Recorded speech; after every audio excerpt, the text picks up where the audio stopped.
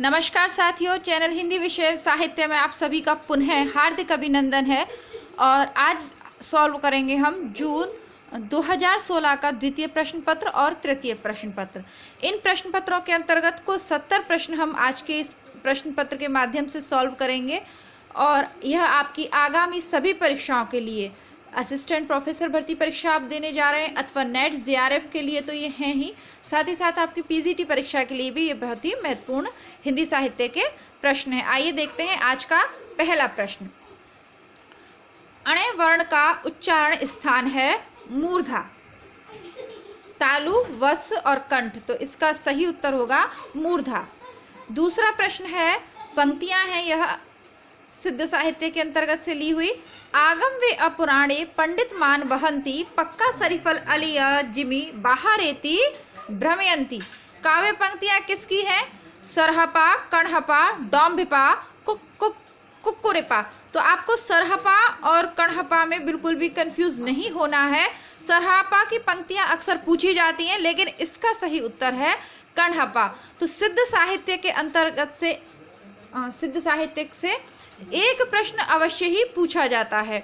ठीक है, तो आपको ध्यानपूर्वक ये पंक्तियां देखनी है, चाहे तो सुमेलित करने वाले में पूछ लेगा, चाहे अलग से मिलान कर, मतलब ये जो अलग से पंक्तियां दे के पूछ लेगा। सूर समाना चंद में दहु किया घर एक, मन की चिंता तब भया कछपुरविला लेख। इन पंक्तियों के रचनाकार हैं कबीरदास जी। देखिए, जहां ऑप्शंस पढ़ना जरूरी नहीं है मैं वहां नहीं पढ़ूंगी, सीधे सीधे आपको आंसर बता दूंगी। द्वैतवाद के प्रणेता हैं मध्वाचार्य। बल्लवाचार्य ने प्रवर्तन किया था शुद्धाद्वैत का और रामानुजाचार्य ने दिया था विशिष्टाद्वैत का सिद्धांत। रामानंद ने ऐसा कोई सिद्धांत तो नहीं दिया, लेकिन यह दक्षिण भारत से भक्ति को उत्तर भारत में लाने का श्रेय इनको दिया जाता है। जैसे कि प्रसिद्ध पंक्ति है, भक्ति उपजी द्राविड़ी लाए रामानंद। और इनके जो श्रेष्ठ 12 शिष्य हैं उसके अंतर्गत कबीर, पीपा, धन्ना, इन सभी की गणना की जाती है। तो जाति प्रथा को एक तरीके से इन्होंने समाप्त किया था भक्ति काल में, है ना। जात पात पूछे नहीं कोई, हर को भजै सो हर को होई। और यह कबीरदास जी के गुरु भी थे। आगे देखते हैं, ये सभी प्रश्न वह हैं जो मैंने आपको अभी बताया, जो पिछली परीक्षाओं में पूछे गए हैं। आगे देखते हैं, रौस्तुल हकायक के रचयिता हैं, तो इसके रचयिता हैं नूर मोहम्मद। नूर मोहम्मद की अन्य प्रसिद्ध रचना है अनुराग बांसुरी और इंद्रावती। ठीक है, लेकिन रौज इंद्रावती और अनुराग बांसुरी दोनों की जो भाषा है अवधी है, लेकिन इनकी जो रचना है रौस्तुल हकायक, यह फारसी भाषा में रचित है। इसके अलावा 3 ऑप्शंस देख लेते हैं। शेख नवी की रचना है ज्ञानदीप 1619, पूर्व के प्रश्न पत्र में पूछी जा चुकी है। कासिम शाह की है हंस जवाहर 1731, यह भी पूछी जा चुकी है पूर्व के प्रश्न पत्र में। और उस्मान की है चित्रावली 1613। तो ये सभी प्रश्न जो मैं इस वाले पेपर में आए में से अधिकतर पूर्व के प्रश्न पत्रों में हम सॉल्व कर चुके हैं।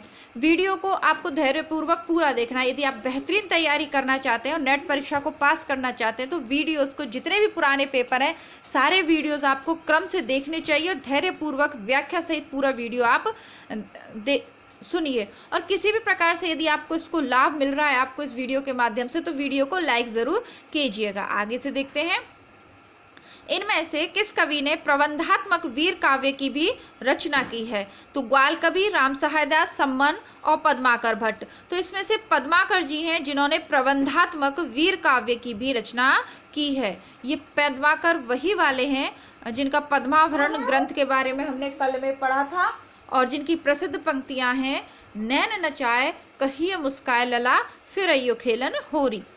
तो इन्होंने प्रबंधात्मक वीर काव्य की भी रचना की है। मैं आपको इसलिए डिटेल में इसलिए बता रही हूँ ताकि आप चीज़ों को एक दूसरे से जोड़ के देख पाए और कंफ्यूज नहीं हो पेपर में। किस कवि ने सस्सई की रचना नहीं की है? रसनिधि, वृंद, भूपति और वेनी प्रवीण।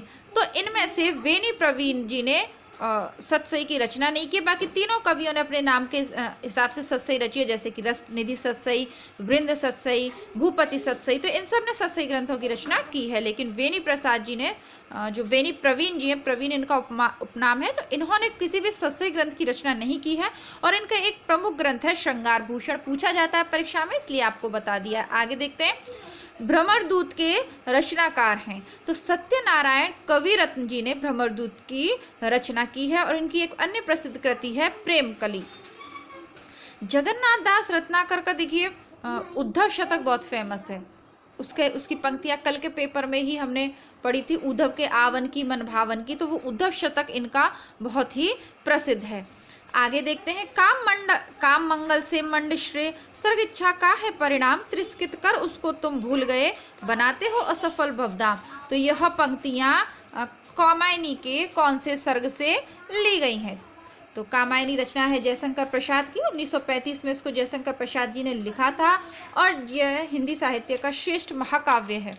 तो यह श्रद्धा सर्ग से ली हुई पंक्तियां, ये बुक है मेरे पास कामायनी, आपको मैं दिखा दूं, बहुत ही छोटी सी प्यारी सी बुक है और इसके अंतर्गत जो है श्रद्धा सर्ग है। मैं आपको कोई भी चीज़ बताने से पहले कोशिश करती हूँ कि अधिक से अधिक उस चीज़ को ऑथेंटिक रूप से चेक कर लूँ। हाँ, कभी कभी रह जाता है। बाकी श्रद्धा सर्ग है यहाँ पे और इसके इस वाले पेज पे है, ये यहाँ लिख भी दिया है मैंने, ताकि जब हम कामायनी को पढ़ें तो हमें पता चले साथ साथ में कि कौन से प्रश्न पूर्व के प्रश्न पत्रों में पूछे जा चुके हैं। आइए आगे बढ़ते हैं। जयशंकर प्रसाद का कौन सा नाटक कलहड़ की रास तरंगिणी पर आधारित है? तो इन्होंने 1921 में एक नाटक लिखा था विशाख दत्त, तो यह कलहड़ की रास तरंगिणी पर आधारित है। उसका जो प्रथम अध्याय है उस पर यह आधारित है। दूसरा इनका नाटक है राजश्री, जो 1915 में इन्होंने लिखा था। यह हर्षचरित पर आधारित है। हेनसांग ने जो ऐतिहासिक वर्णन किया उसका भी इसमें कुछ मिलता है, थोड़ा बहुत विवरण उसका भी मिलता है। अजातशत्रु है, 1922 में इन्होंने लिखा था। इसमें मगध, कौशल और कौशाम्बी 3 राज्यों की जो सत्ता में उस समय जो राजा थे उनका किस प्रकार का स्वभाव था, कैसे महत्वाकांक्षी थे, सत्ता लोलुपता कैसी थी, किस प्रकार आपस में वो लोग लड़ाइयाँ करते थे, उस सब का वर्णन है। और जन्मेजय का नागयज्ञ 1926 में लिखा था। इसमें जो परीक्षित का पुत्र है जन्मेजय, वो अपने पिता की मृत्यु का बदला लेने के लिए, नागों से बदला लेने के लिए प्रतिज्ञा करता है और ये वाला यज्ञ करता है। चारों ऑप्शंस मैंने आपको इसलिए क्लियर कर दिए क्योंकि इस बार पूछा है विशाख दत्त को, अगली बार हो सकता है वो पूछ ले कि राज्यश्री की विषय वस्तु क्या है। आगे देखते हैं, मुड़ मुड़ कर देखता हूँ, यह आत्मकथा है राजेंद्र यादव की, जो उन्होंने 2001 में लिखी थी।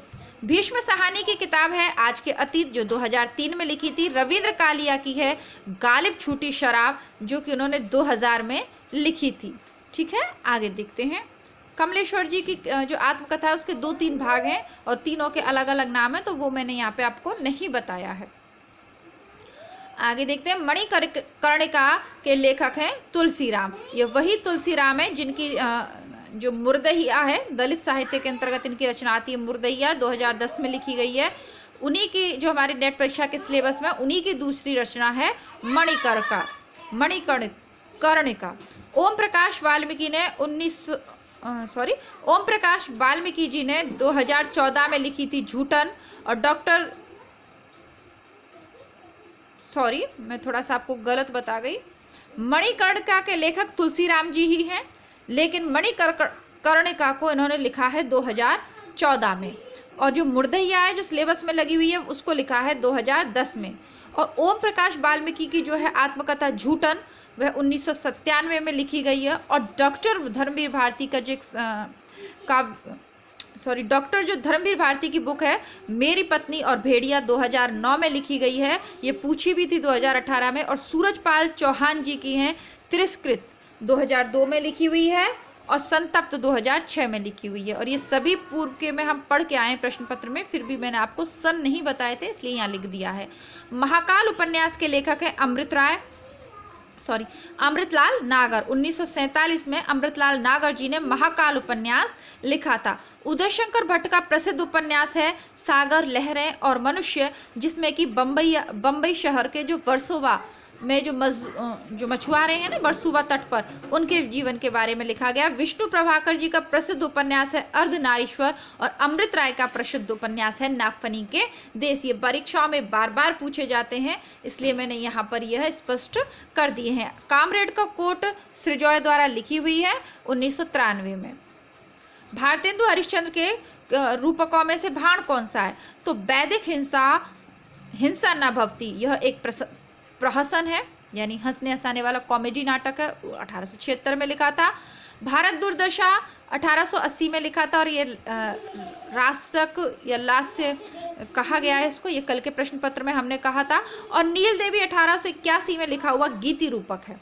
अब एक ही इनका बचता है विशेष्य विशौसदम, तो यह भाण है। ठीक है, आगे देखते हैं। कथन है सूरदास जी के विषय में। सूरदास जब अपने प्रिय विषय का वर्णन शुरू करते हैं तो मानो अलंकार शास्त्र हाथ जोड़कर उनके पीछे पीछे दौड़ा करता है। उपमाओं की बाढ़ आ जाती है, रूपकों की वर्षा होने लगती है। किस आलोचक का यह कथन है? तो हजारी प्रसाद द्विवेदी जी का यह कथन है। आगे देखते हैं। भरत मुनि के रस सूत्र के व्याख्याता भट्टनायक के सिद्धांत हैं भुक्तिवाद। तो ये देखिए एक दो चीजें ऐसी हैं। तो ये भरत मुनि का रस सूत्र, ये इसमें से एक प्रश्न जरूर ही पूछा जाएगा। वक्रोक्ति सिद्धांत के प्रवर्तक हैं कुंतक, आनंदवर्धन ध्वनि संप्रदाय के हैं। अभिव्यंजनावादी सिद्धांत के प्रवर्तक हैं क्रौचे, प्रेमचंद और उनका युग के लेखक हैं रामविलास शर्मा। और नंद दुलारे वाजपेयी की भी एक रचना है हिंदी साहित्य 20वीं शताब्दी, जो कि बार बार पूछी जाती है, इसलिए मैंने यहाँ पे लिख दी है। क्रम अनुसार लगाने वाले प्रश्नों को देखेंगे हम अलग प्लेलिस्ट में। यहाँ हम केवल उन्हीं प्रश्नों को सॉल्व करते हैं जो कि असिस्टेंट प्रोफेसर सहित पीजीटी के लिए भी, एनबीएस, केवीएस, DSSB के लिए भी उपयोगी हैं। ठीक है, आगे देखते हैं। चंदा पात्र है चंदायन का, नाम से ही स्पष्ट है। नागवती पात्र है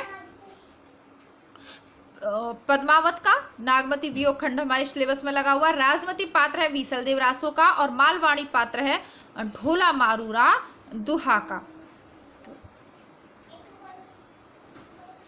पृथ्वीराज रासो में कौन सी नायिका का वर्णन है, ये प्रश्न पूछा हुआ था, यूपी पीजीटी में पूछा था ये, तो उसमें संयोगिता का वर्णन है। ठीक है, आगे देखते हैं। जैसा कि मैंने आपको कहा कि इन प्रश्नों को आप केवल ये नहीं सोचिएगा कि ये नेट परीक्षा के लिए ही उपयोगी है, पीजीटी में भी कहीं अन्यत्र से प्रश्न नहीं आते हैं, बल्कि जो हिंदी साहित्य का सरल इतिहास पुस्तक मैंने आपको चैनल पे पढ़ाई है, यदि केवल आप पीजीटी की तैयारी करना चाहते हैं, टीजीटी पीजीटी के लिए वो जो पुस्तक है उससे बाहर कोई भी प्रश्न नहीं गया है। आपके पास पुराने पेपर रखे और टीजीटी पीजीटी के, तो वो आप हल कर लीजिए, फिर उस बुक को पढ़िएगा, सारे प्रश्न वहीं से मिल जाते हैं। लाइक करने में, वीडियो को लाइक करने में आप लोग बहुत कंजूसी करते हैं। देखिए, मैं आपको पूर्व में भी कह चुकी हूँ कि यदि आप इस चैनल के माध्यम से कुछ भी अच्छा सीख के जा रहे हैं, तो जिस भी वीडियो का आपने पढ़ा या करा तो उसको लाइक कर दीजिएगा, क्योंकि देखिए आप भी जानते हैं मेरा नया चैनल है, आप लोगों के सहयोग के बिना तो मैं आगे नहीं बढ़ सकती हूँ। और यदि फिर आपको यदि कुछ कमी लगे, आपको सुझाव देना चाहें, तो मुझे बिल्कुल ऐसा नहीं, डिसलाइक ना करके वीडियो को कमेंट बॉक्स में अपनी राय और सुझाव लिखें आप, ताकि मैं जान पाऊँ कि आपको किस चीज़ की आप मतलब किस विधि से आप पढ़ना चाहते हैं या क्या आपके लिए ज़्यादा उपयोगी रहेगा। आगे देखते हैं। और भी हिंदी साहित्य से संबंधित आपके कोई प्रश्न हो तो वो भी आप कमेंट बॉक्स में लिख सकते हैं। चंद्रवरदाई ने लिखी थी के आश्रयदाता थे पृथ्वीराज चौहान, बिहारी के आश्रयदाता थे जयपुर के राजा कछवाहा वंश के जय सिंह, जगनीक की थी परमाल रासो, परमर्दी देव इनके आश्रयदाता थे, और भूषण के आश्रयदाता थे छत्रसाल, इन्होंने छत्रसाल शतक लिखा था, शिवाजी के बारे में भी लिखा था। मुक्ति प्रसंग काव्य कृति है राजकमल चौधरी जी की, पूर्व में हम इसे पढ़े आए हैं। खुशबू के शिलालेख भवानी प्रसाद मिश्र की, अनुभव के आकाश में चांद लीलाधर जगूड़ी की, और रेणुका है किसकी? रामधारी दिनकर की। रेणुका आ जाए, हुंकार आ जाए, ये सब दिनकर जी की प्रसिद्ध कृतियां हैं। आत्मजयी के लेखक हैं कुंवर नारायण, खूंटियों पर टंगे लोग के लेखक हैं सर्वेश्वर दयाल सक्सेना, मगध इसके लेखक हैं श्रीकांत वर्मा, और पहाड़ों पर लालटेन लेकर घूमते हैं मंगलेश डबराल, और कुंवर नारायण की है आत्मजयी। सभी रचनाएं जो इस वाले प्रश्न पत्र में पूछी गई हैं पूर्व के प्रश्न पत्रों से ही आई है, कोई नया प्रश्न इस प्रश्न पत्र में हमने नहीं पढ़ा है। आगे देखते हैं। पराधीन रहकर अपना सुख शोक न कह सकता, वह अपमान जगत में केवल पशु ही सह सकता। तो राम नरेश त्रिपाठी जी की प्रसिद्ध पंक्तियां हैं। दूसरी पंक्ति है, धरती हिलकर नींद भगा दे, वज्रनाद से व्योम जगा दे, देव हे देव आज कुछ आग लगा दे। तो यह मैथिली शरण गुप्त की है ना, शायद भारत भारती से ली होंगी। भारत भारती अभी चैनल पे मैंने नहीं पढ़ाई है, साकेत मैंने करवा दिया है, आसाध्य वीणा करवा दी है। आपको पद्य की बात करूँ, यदि मैं मुक्तिबोध की जितनी भी कविताएं वो सब करवा दी हैं, तो काफ़ी कुछ है। आप इस पुराने पेपर मेरे साथ साथ प्रतिदिन सॉल्व करिए, लेकिन अपने स्तर पर आप चैनल पे प्लेलिस्ट जो बनी हुई है, प्लेलिस्ट को चेक करते रहिए और अपनी तैयारी को बनाए रखिए। आप किसी भी प्रतियोगी परीक्षा की तैयारी कर रहे हो, प्लेलिस्ट बनी हुई है, बस आप ये देख लीजिएगा कि आपके सिलेबस में निबंध कौन से लगे हुए हैं, कहानी कौन सी लगी हुई है, उपन्यास कौन से लगे हुए हैं, ठीक है। और कहानी और निबंध अगर आपके सिलेबस में है और अभी तक प्लेलिस्ट में नहीं है, तो आप किस परीक्षा की तैयारी कर रहे हैं, उस परीक्षा का नाम और वो निबंध या कहानी जो भी आप पढ़ना चाहते हैं मेरे माध्यम से, वो आप लिख दीजिएगा। दिवस का अवसान समीप था, गगन था कुछ लोहित हो चला। अयोध्या सिंह उपाध्याय हरिओद की जो रचना है प्रिय प्रवास, उसकी प्रसिद्ध पंक्तियां जो बार बार पूछी जाती हैं। भेजे मन भावन के उद्धव के आवन की, सुध व्रज गावन में पावन जब लगी। तो ये जगन्नाथ दास रत्नाकर हैं, अभी मैंने इनके बारे में बताया। इनकी जो रचना है प्रसिद्ध उद्धव शतक, उससे ली हुई है, और इनकी अन्य प्रसिद्ध जो रचना है वो है गंगा लहरी। आगे देखते हैं, पंक्तियों को फिर सुमेलित करना है। आहा वेदना मिली विदाई, मैंने ब्रह्मवश जीवन संचित मधुकरियों की भीख लुटाई। तो स्कंदगुप्त नाटक में देवसेना की प्रसिद्ध पंक्तियां बार बार पूछी जाती हैं, रट गई होंगी आपको, ये इतनी बार पूछी गई हैं। यौवन तेरी चंचल छाया, इसमें बैठ घूट भर पी लूं जो रस तू है लाया। तो ध्रुव स्वामिनी की प्रसिद्ध पंक्तियां हैं। ये सभी नाटक प्रसाद जी के हैं, उनकी प्रसिद्ध पंक्तियां पूछी हुई, ये भी सिलेबस में है। कैसी कड़ी रूप की ज्वाला, पड़ता है पतंग सा इसमें मन, होकर मतवाला, चंद्रगुप्त की है, और तीनों ही नाटक हमारे सिलेबस में है।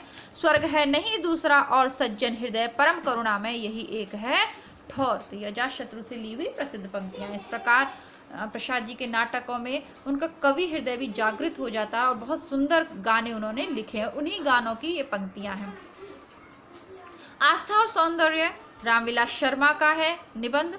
अपनी अपनी बीमारी हरिशंकर परसाई जी का प्रसिद्ध व्यंग्यात्मक निबंध है। और कला का जोखिम निर्मल वर्मा का निबंध है। और तमाल के झरोखे से विद्यानिवास मिश्र जी का निबंध है। और इन्हीं महत्वपूर्ण निबंधों के नाम से इन्होंने अपने निबंध संग्रहों के नाम भी लिखे हैं। राग दरबारी जो उपन्यास है उसमें शिवपालगंज का वर्णन है। आधा गांव उपन्यास में गंगौली गांव का वर्णन है। मैला आंचल में मेरीगंज का वर्णन है। और गोदान में बेलारी गांव का वर्णन है। ठीक है, आगे का देखते हैं। संप्रदायों को उनके आचार्यों से सुमेलित करना है। औचित्य संप्रदाय है क्षेमेंद्र का, वक्रोक्ति संप्रदाय है कुंतक का, ध्वनि संप्रदाय है आनंदवर्धन का, और रस संप्रदाय है भरत मुनि का।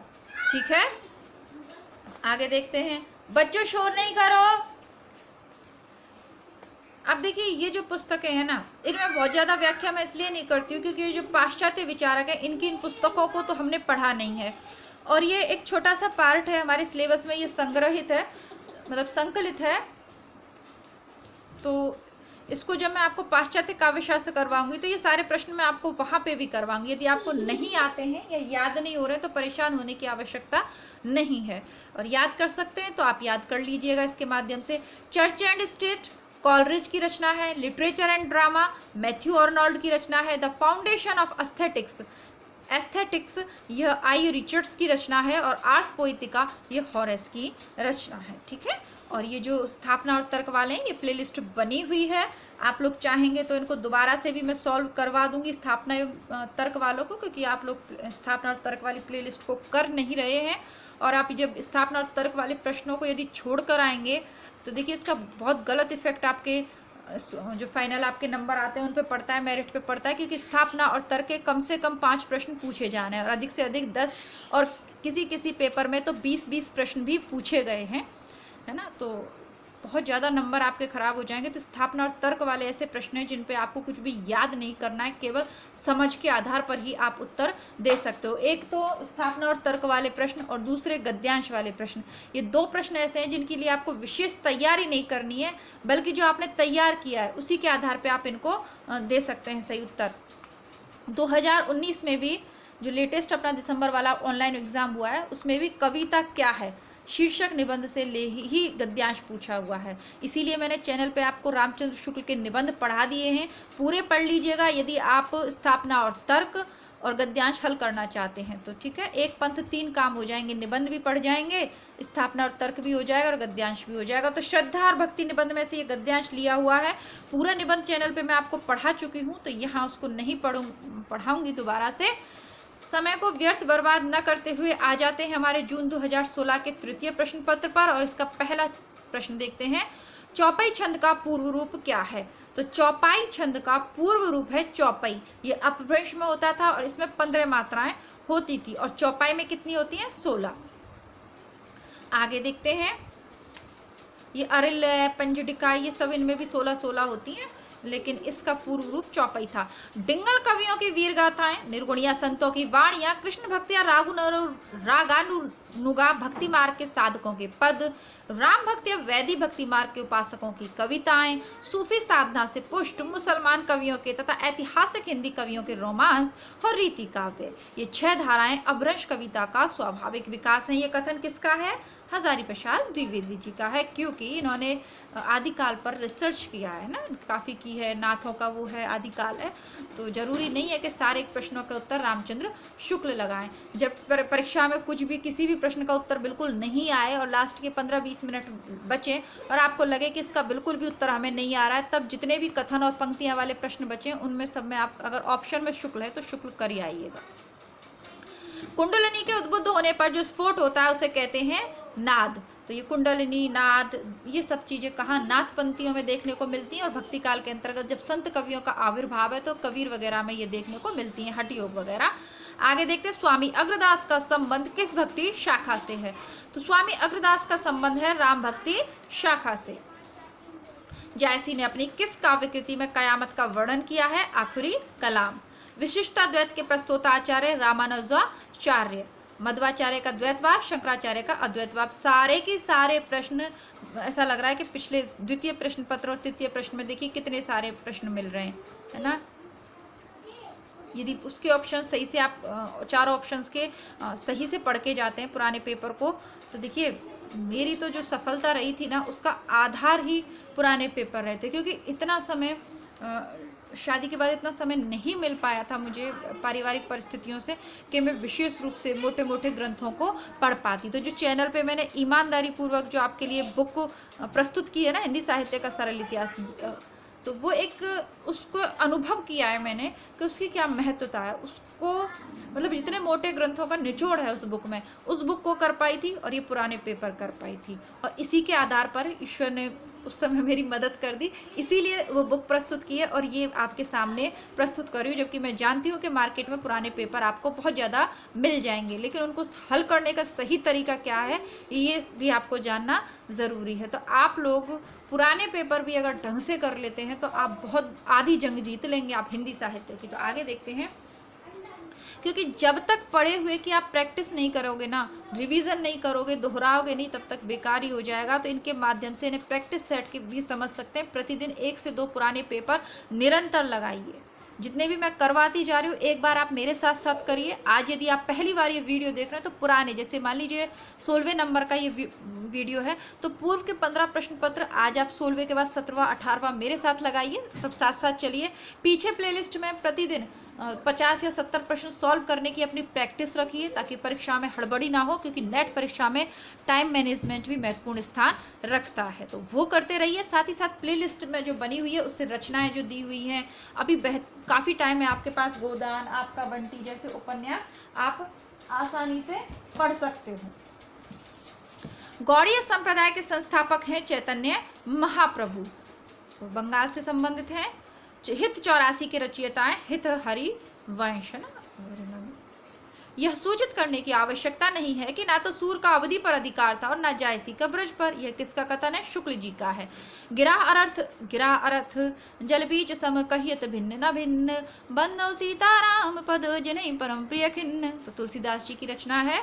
धर्म का प्रभाव ज्ञान, धर्म का प्रभाव कर्म, ज्ञान और भक्ति, इन तीनों धाराओं में चलता है। इन तीनों के सामंजस्य से धर्म अपनी पूर्ण सजीव दशा में रहता है, किसी एक के भी अभाव में वह विकलांग रहता है। तो यह किसका कथन है? शुक्ल जी का। और देखिए सही बात भी है, यदि आप केवल धार्मिक बातें करते हैं, ठीक है, धर्म का, लेकिन उन बातों को अपने कर्म में नहीं उतारते तो वो विकलांग ही धर्म कहलाएगा केवल। और यदि उस पर ज्ञान, यानी कि आप इतने अंधविश्वासी हो जाएं धर्म के नाम पर, जब आप किसी की जान लेने पे उतारू हो जाएं, तो वो धर्म नहीं है। ये कट्टरपंथी जो दिखाते हैं ना एक दूसरे को मार काट वाली, वो धर्म नहीं है। उसमें ज्ञान का भी अंश होना चाहिए। जब उसमें ज्ञान का अंश समाहित होगा तो आप नैतिक और अनैतिक का निर्णय ले पाएंगे, सही और गलत का निर्णय ले पाएंगे। नखशिख शीर्षक से काव्य ग्रंथ की रचना किसने नहीं की है? कुलपति मिश्र, सुरति मिश्र, नृपशंभु और पजनेश। तो देखिए सभी ने नखशिख शीर्षक लिखा है। इसको जब सर्च करेंगे आप गूगल पे या आपके पास जो भी किताब हो वहां आपसे आप इसको सर्च करेंगे तो आप देखेंगे कि इन सभी ने नखशिख वर्णन की रचनाएं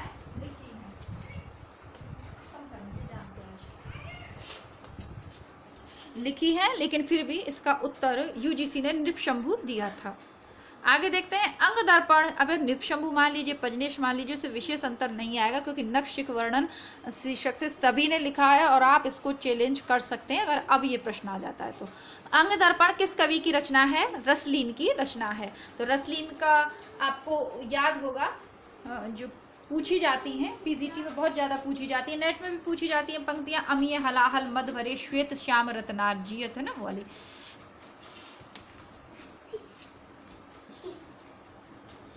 चिर जीवो जोरी जुरे क्यों ना सन्हे गंभीर, को घाटी ये वृषभानुजा वे हलधर के वीर। तो इसमें वृषभानुजा और हलधर है ना, तो कौन सा अलंकार है? श्लेष अलंकार है ना।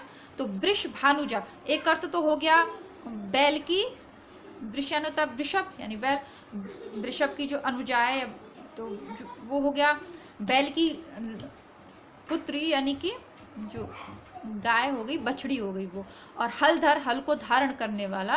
तो ये हो गए एक अर्थ। तो कृषक हो जाएगा है ना, कृषक हल को धारण करता है, एक अर्थ ये हो गया। दूसरा होगा वृषभानुजा किसको? तो जो राधा जी के पिता थे, राधा के पिता, उनका नाम था वृषभानु कुमारी। तो उनको कहते हैं ना राधा जी को वृष, तो उनके पिता का नाम था वृषभानु, वृषभ और धन अनुजा। तो उनकी छोटी वाली पुत्री या उनसे छोटी, तो ये राधा का एक हो गया अर्थ, एक हो गया बछड़ी गाय, और दूसरा हलधर एक हो गया कृषक, और दूसरा होगा हलधर के वीर, हलधर के भाई।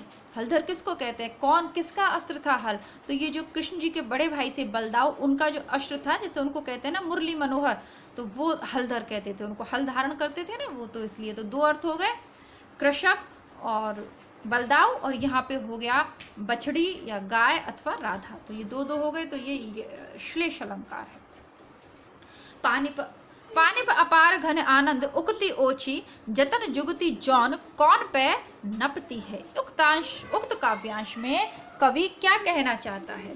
तो कवि कहना चाहता है कि नायिका के सौंदर्य की तुलना में मेरी उक्ति निकृष्ट है। ठीक है, तो ये घनानंद जी का है शायद। अष्टछाप में सूरदास के पीछे इन्हीं का नाम लेना पड़ता है। इनकी रचना भी बड़ी सरस और मधुर है। इनके संबंध में यह कहावत प्रसिद्ध है कि और कभी गढ़िया नंददास जड़िया। यह किस आलोचक का है? शुक्ल जी के ग्रंथ में सभी आपको मिल जाएंगे। सही उत्तर है रामचंद्र शुक्ल। और नेट परीक्षा के लिए तो देखिए मैं आपको सजेस्ट करूंगी कि रामचंद्र शुक्ल का ग्रंथ यदि आप पढ़ पाएँ तो अच्छा है ना। काफ़ी पंक्तियाँ पूछी जाती हैं, लेकिन ऐसा नहीं है कि अगर आप पढ़ के नहीं गए तो नहीं कर पाओगे, ऐसा तो नहीं है, लेकिन कर लोगे तो अच्छा रहेगा। ठीक है, अब जैसे कि एक प्रश्न अभी आगे जब आएगा पेपर, तो 2017-18 का मैं आपको एक पेपर बताऊंगी। उसमें जो परीक्षक महोदय बैठे थे वो ऐसा लग रहा था कि रामचंद्र शुक्ल को मतलब उनके सिर पे चढ़े हुए थे उस दिन शुक्ल जी, और उन्होंने 30 से 35 प्रश्न शुक्ल जी से पूछ डाले। अभी आगे पेपर आएगा ना तो मैं आपको बताऊंगी। 18 या 19 का पेपर है ऐसा मुझे याद है। आगे देखते हैं। मैथिली शरण गुप्त की कौन सी रचना नायिका प्रधान नहीं है? यशोधरा महात्मा बुद्ध की पत्नी पर आधारित है। साकेत लक्ष्मण की पत्नी उर्मिला पर आधारित है।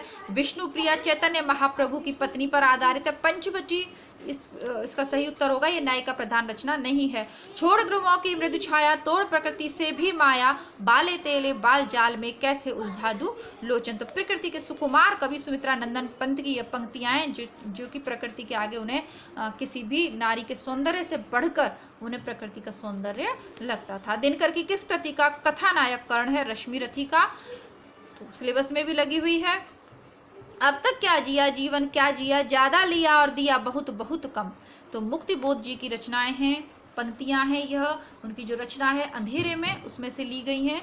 और बहुत सारी पंक्तियां पूछी जाती हैं मुक्ति बोध से। तो इनकी तीनों जो सिलेबस में लगी हुई हैं, तीनों कविताएं मैं पढ़ा चुकी हूँ, तो आप वो देख लीजिएगा। मौन भी अभिव्यंजना है, जितना तुम्हारा सच है उतना ही कहो। मौन के इस रचनात्मक संदर्भ की अभिव्यक्ति अज्ञे ने अपनी किस काव्य कृति में की है? तो इंद्रधनुषीय रौंदे हुए 1957, उसमें इन्होंने ये बात कही है। आगे देखते हैं, विद्रोहिणी अम्बा नाटक के रचयिता हैं उदय शंकर भट्ट। निम्नलिखित में से किस नाटक का प्रच्छन्न नायक गौतम बुद्ध है? लहरों के राजंस बाय मोहन राकेश। कौन सा नाटक का सर्वाधिक नाटकों का रचयिता है? लक्ष्मी नारायण लाल। पूस की रात कहानी का प्रमुख पात्र है हल्कू। सूरज का 7वां घोड़ा के लेखक हैं धर्मवीर भारती। आवारा मसीहा औपन्यासिक जीवनी किसके जीवन पर आधारित है? शरद चंद्र के जीवन पर आधारित है। 2019 के दिसंबर वाले ऑनलाइन एग्जाम में भी यह पूछा गया है और विष्णु प्रभाकर ने इसको लिखा है। भीष्म साहनी द्वारा कृत कौन सा उपन्यास नहीं है? झरोके, कड़ियां, बसंती और पीढ़ियां। तो पीढ़ियां नहीं है। भीष्म साहनी से भी एक प्रश्न जरूर पूछा जाएगा, चाहे क्रम वाले में पूछे या किसी भी तरीके, चाहे मिलान वाले में पूछे या इस तरीके से अलग से पूछेगा जरूर। नागार्जुन द्वारा रचित मछुआरों के जीवन पर आधारित उपन्यास है। तो देखिए, बूंद और समुद्र अमृतलाल नागर जी ने लिखा है, जिन्होंने कि महाकाल लिखा है, उन्होंने इसको लिखा है 1956 में।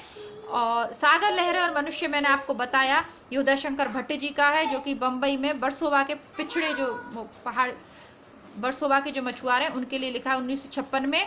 डूब को लिखा है बीरेंद्र जैन ने और एमपी के पिछड़ी पहाड़ी अंचल वर्ग की इसमें परिस्थितियां, और वो लिखा है 1974 में लिखा है। अब इसका सही उत्तर होगा वरुण के बेटे। तो वरुण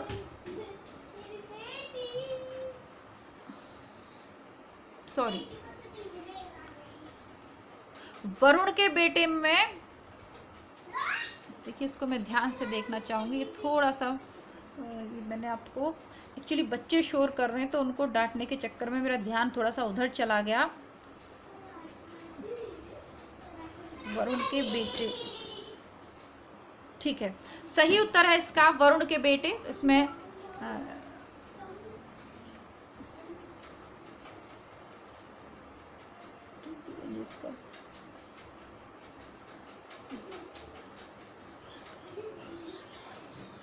सही उत्तर है इसका वरुण के बेटे।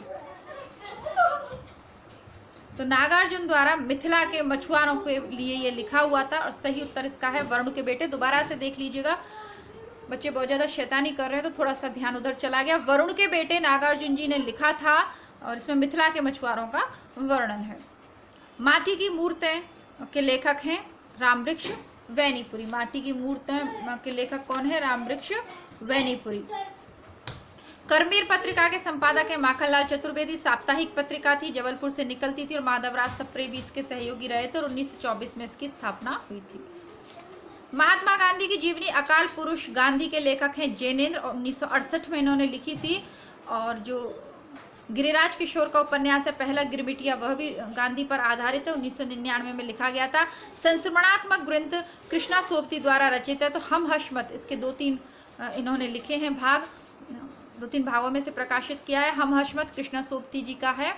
यादें और बातें ये बिंदु अग्रवाल जी का है। दीवान खाना प्रभा सचदेवा का है। स्मृतियों के छंद रामदरस मिश्र का है।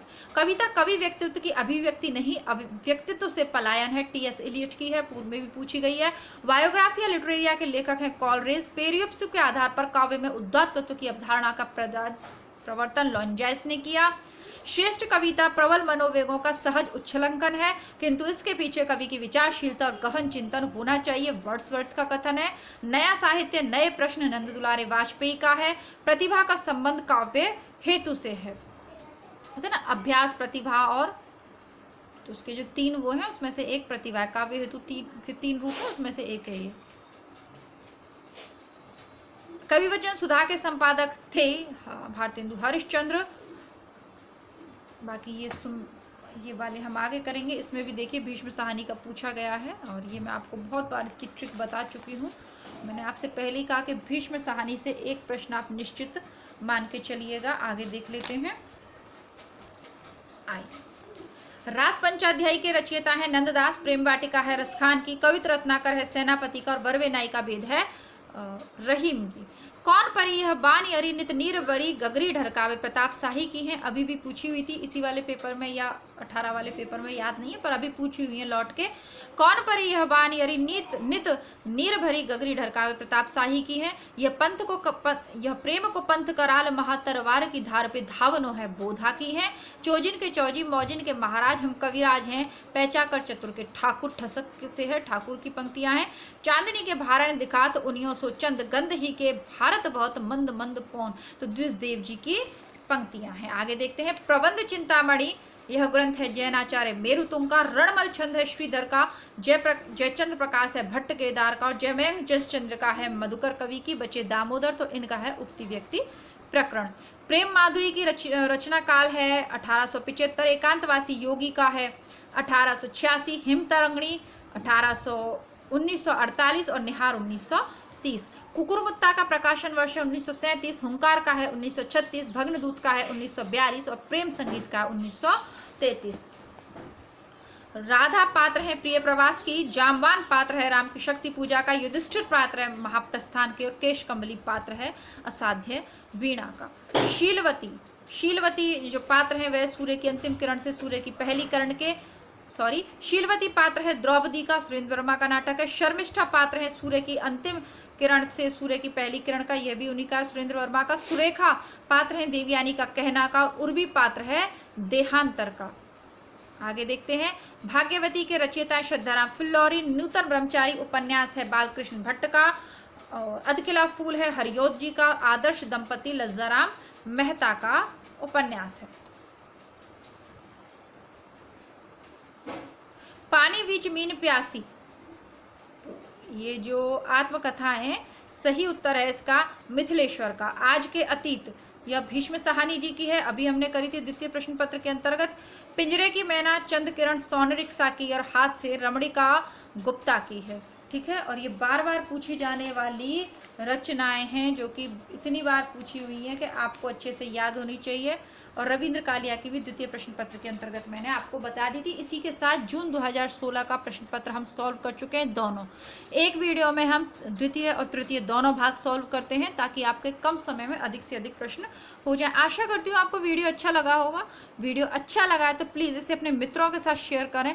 इस वीडियो को शेयर ना करना चाहें तो जो आपका बंटी उपन्यास है या गोदान है, किसी को कोई भी वीडियो जो आपको अच्छा लगे चैनल पर, उसे शेयर ज़रूर कीजिएगा आप, ताकि हम लोगों का यानी हमारा यानी आपका और मेरा ये चैनल ग्रो कर सके, अधिक से अधिक लोगों तक ये पहुंच सके। मिलते हैं कल दिसंबर वाले पेपर के साथ, तब तक के लिए नमस्कार, धन्यवाद, जय हिंद।